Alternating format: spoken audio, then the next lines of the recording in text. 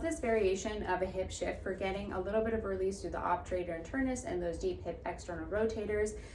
If for some reason you're a person like me who has kind of a wider pelvis and more internally rotated femurs, so you kind of have that wider pelvis, I've birthed 2 babies, so the pelvis had to kind of move and change shape to allow babies to pass through, and then those internally rotated femurs, so kind of the legs that kind of go in a little bit more.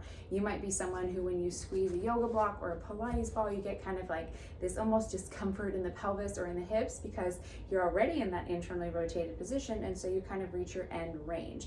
So for me, sometimes squeezing a block or a Pilates ball doesn't always work and kind of creates that kind of like tensiony, pinchy feeling. So we're gonna go into a bare hip shift with femoral, which is femur, external rotation. Sounds fancy, but hang with me. So we're gonna go into that bare hip shift. I'm gonna start with my left knee on the bench, or excuse me, on a block. And so from here, you can see how I'm in all fours. My right knee is kind of like hovering, but I'm gonna think about my right knee dropping towards the ground. Okay, when my right knee drops, I'm in this kind of offset position. Even being right here can be challenging, especially if you got a tight booty. So we wanna shift down, but watch that we're not side bending or hiking this hip to the side. So think about that right knee dropping down and kind of feeling already that little bit of a length and stretch in the back of this left hip pocket.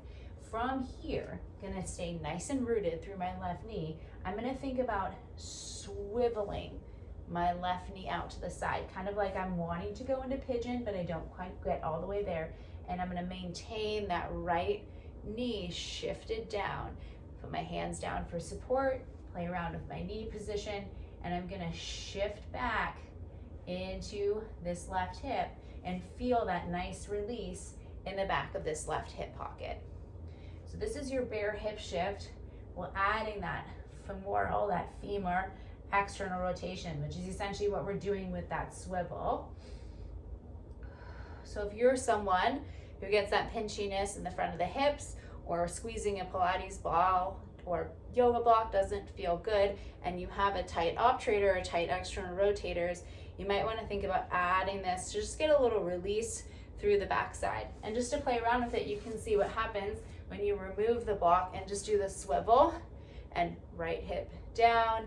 You can come down to your forearms and kind of breathe in this position. You'll still get a really good stretch and sensation in the back of that left hip, but we're taking you into that femoral external rotation. Notice this is different than a pigeon pose. Pigeon pose, I'm kind of jamming myself out really far. Here, I'm really just swiveling, dropping this right hip down, coming down to my forearms, and breathing in this position. So this is the variation I take instead of your traditional pigeon pose to get into those deep external rotators, feel that nice little hip shift and length, and kind of work in a position that works better for my body.